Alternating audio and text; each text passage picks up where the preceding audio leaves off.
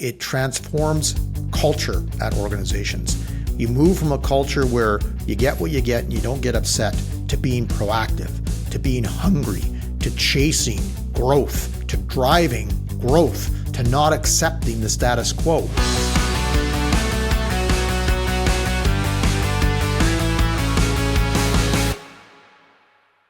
Welcome to Driving Growth, the go-to-market podcast for traditional B2B companies that are looking at building systems to create predictable growth, in short, turning their organization into a revenue factory. I'm your host, Steve Whittington, and president of Roadmap, an agency that builds go-to-market systems. Today's show is going to be another solo episode.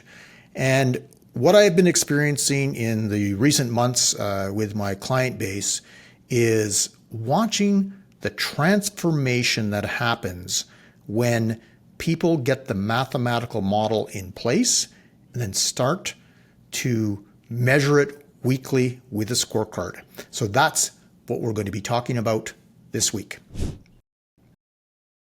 So let's start with what I've been seeing in the marketplace. Most teams, they don't know the problem that they have. There's not a lack of effort occurring. It's a lack of clarity as to what they need to be doing. So they don't necessarily know the leading indicators that predict success. They don't know the numbers that they have to be chasing. So what happens is when you put the mathematical model in place for your business and you do the backwards math to hit your goals, you start to have a number of level of activities or critical numbers that you have to do in order to hit your goals. And your reps, your team should be able to just rattle this stuff off like immediately. They should know these numbers inside and out.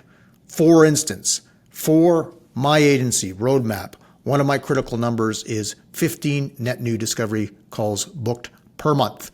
Everybody on the team knows that. That's what we're driving a lot of our other different activities around to get. And we know that one of the things that we have to do in order to get those 15 net new discovery meetings is about 150 outreaches per week in order to get that. So if you're not armed with that information, if you don't know that information, if you're not looking at that information on a regular basis, how do you know how you're doing? And B, how do you know how you need to resource it appropriately? So let me be blunt about this. If you don't know what you need to do, you can't fix what is potentially broken. You have to see it. You have to go through the pain of seeing the numbers that need to be in place, and you have to see that you're not hitting them, because then you have what is called an issue, and you have to solve for it in order to hit that number. Okay, so this lack of clarity is a silent killer of revenue teams. There's a solution to this, and it's called the weekly sales scorecard.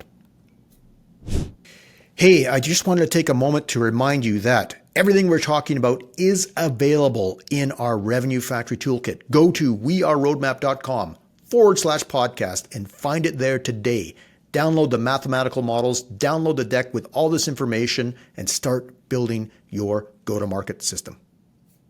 So what's a weekly sales scorecard? Well, first, let me be clear about this as well. It's not one of your many dashboards that you have because, your CRMs will have a bunch of dashboards, which is great.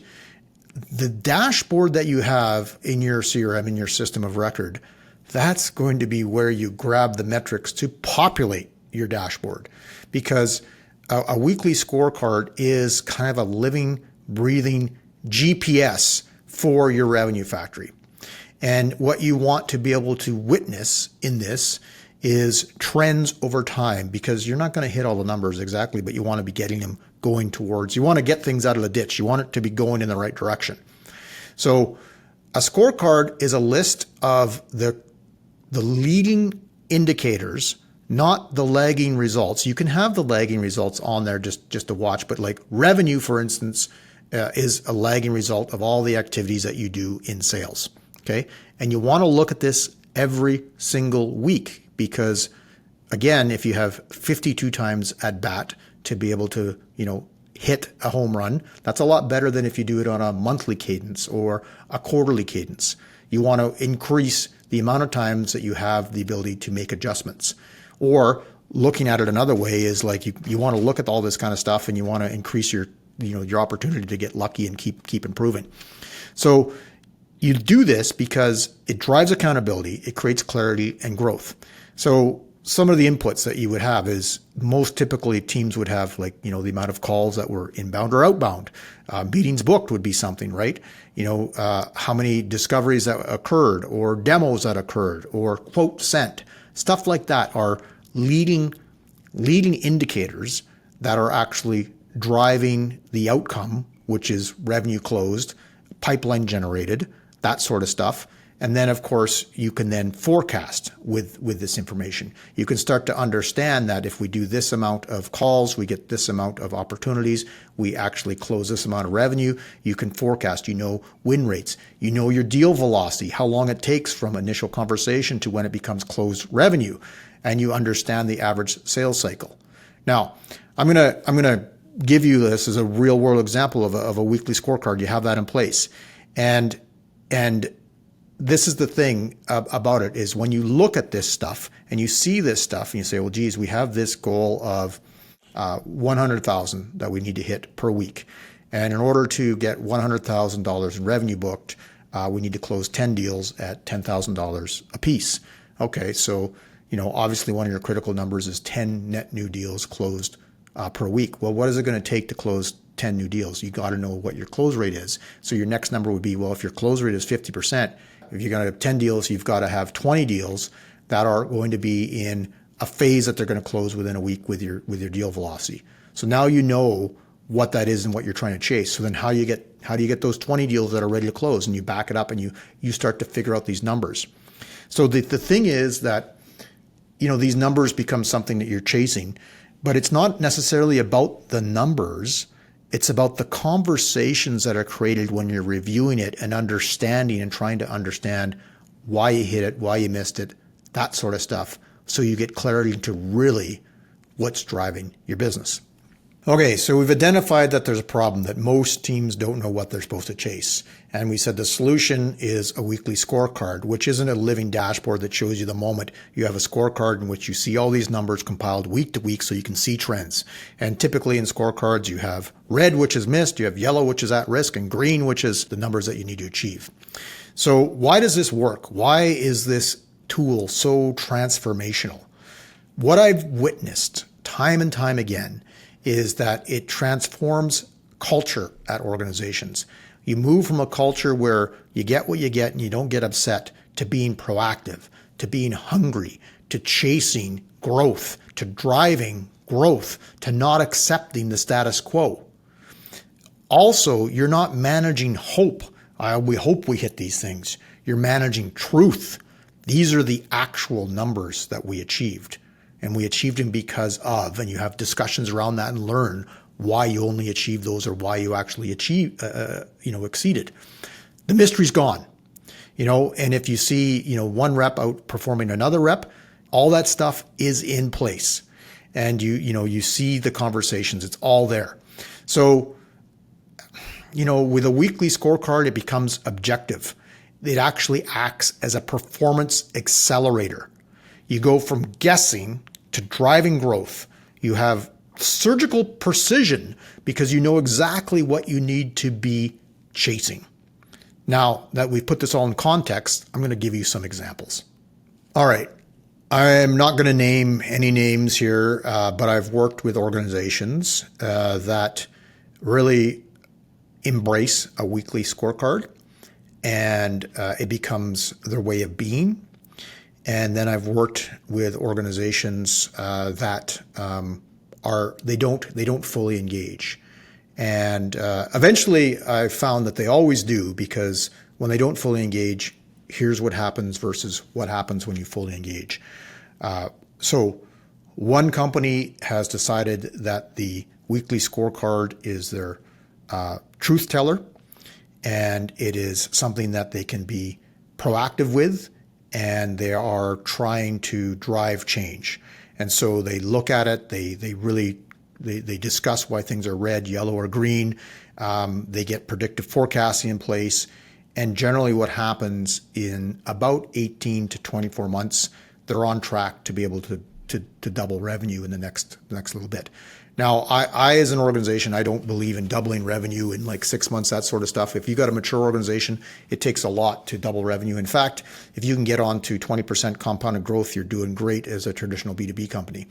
So what I found, most organizations are basically growing with what the market allows them to grow. Price increases, the market grows a little bit, they grow a little bit. They bump along with the market. But when they get proactive, they exceed the market.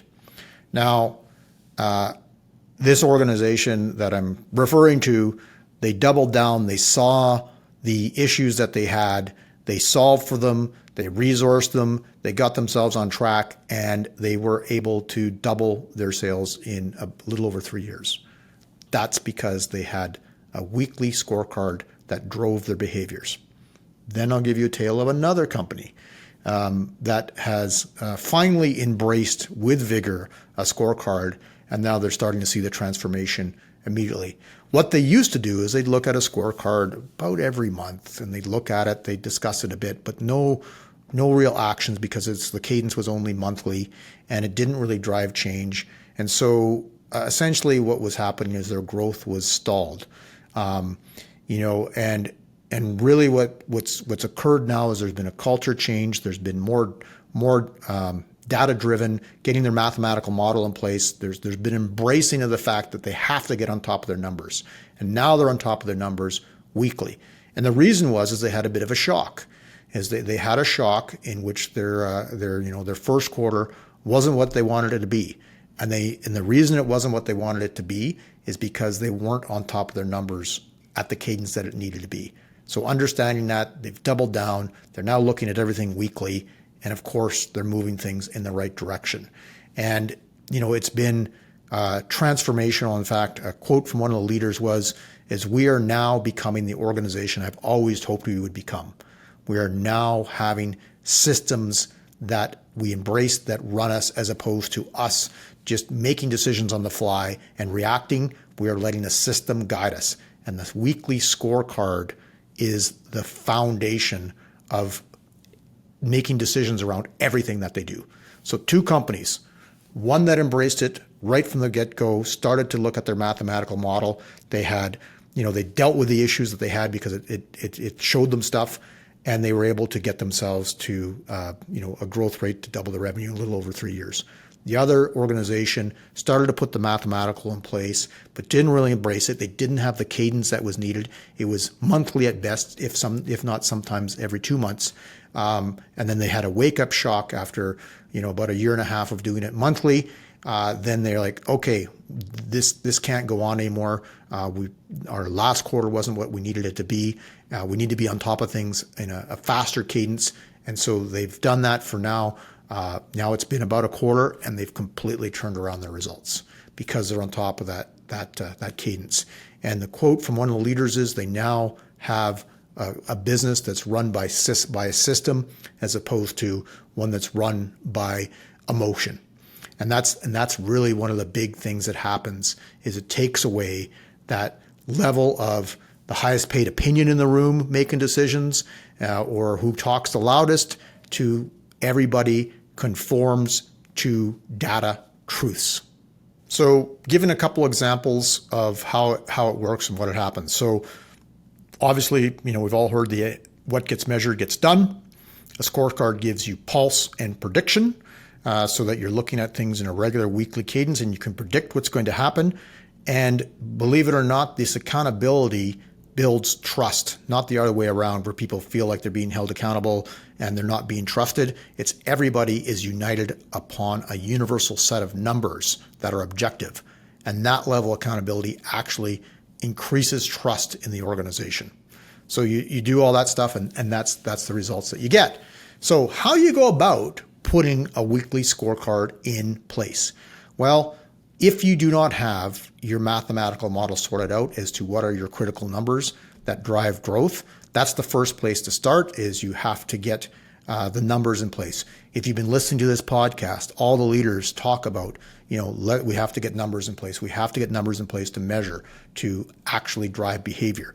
But a good place to look at is say, geez, you have to see, okay, what are my goals? What is it that I need to hit those goals? What is it that has to happen in order to support hitting those goals? So for instance, the three most critical numbers it is to predicting revenue is, what is my average account size or average transaction size? What is my close rate? What is my deal velocity?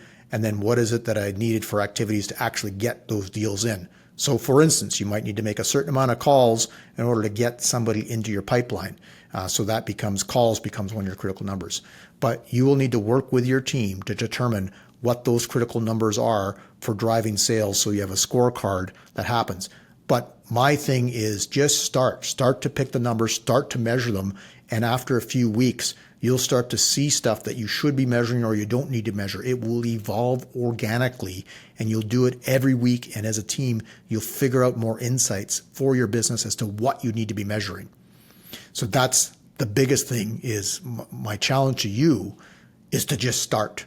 Start measuring your business on a weekly basis together with your team so that the accountability builds trust, moves you from being reactive to proactive.